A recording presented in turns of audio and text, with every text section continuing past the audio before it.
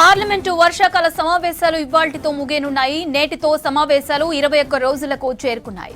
ఈ రోజు రాజ్యసభలో ఆర్టికల్ 130 రాజ్యాంగ సవరణ బిల్లు, కేంద్ర పాలిత ప్రాంతాల సవరణ బిల్లు, జమ్మూ కాశ్మీర్ పునర్విభజన సవరణ బిల్లును కేంద్ర హోంశాఖ మంత్రి అమిత్ షా ప్రవేశపెట్టనున్నారు. నిన్న విపక్షాల ఆందోళనల మధ్య లోక్సభలో బిల్లును ప్రవేశపెట్టారు అమిత్ షా.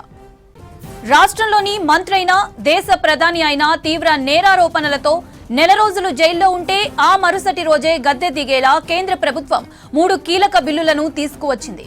5 ఏళ్లకు పైగా శిక్ష పడే నేరారోపణతో వరుసగా 30 రోజుల పాటు జైల్లో ఉన్నట్లయితే 31వ రోజు పదవి నుంచి స్వచ్ఛందంగా తప్పుకోవాల్సి ఉంటుందని బిల్లులో తెలిపింది.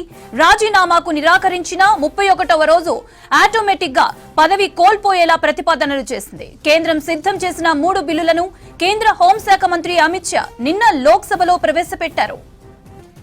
ఆర్టికల్ 75, ఆర్టికల్ 164లో మార్పుల కోసం 130వ రాజ్యాంగ సవరణ బిల్లును ప్రతిపాదించారు. కేంద్రపాలిత ప్రాంతాలు జమ్మూ కాశ్మీర్ కి కూడా ఈ నిబంధన వర్తించేలా government of union territory bill 2025, Jammu and Kashmir reorganisation bill 2025ను అమిత్ షా ప్రవేశపెట్టారు. ఈ 3 బిల్లులపై లోక్సభలో ప్రతిపక్ష నేతలు తీవ్ర నిరసన వ్యక్తం చేశారు. బిల్లు ప్రతులను చించి అమిత్ షా పైకి విసిరారు. ఈడీ, సిబిఐ వంటి దర్యాప్తు సంస్థలను ఉపయోగించి రాష్ట్ర ప్రభుత్వాలను కూల్చేందుకు కేంద్రం ఈ బిల్లు తీసుకువస్తోందని మండిపడ్డారు.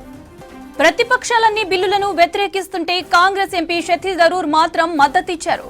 ప్రతిపక్షాల వాదనలను తప్పుపట్టారు.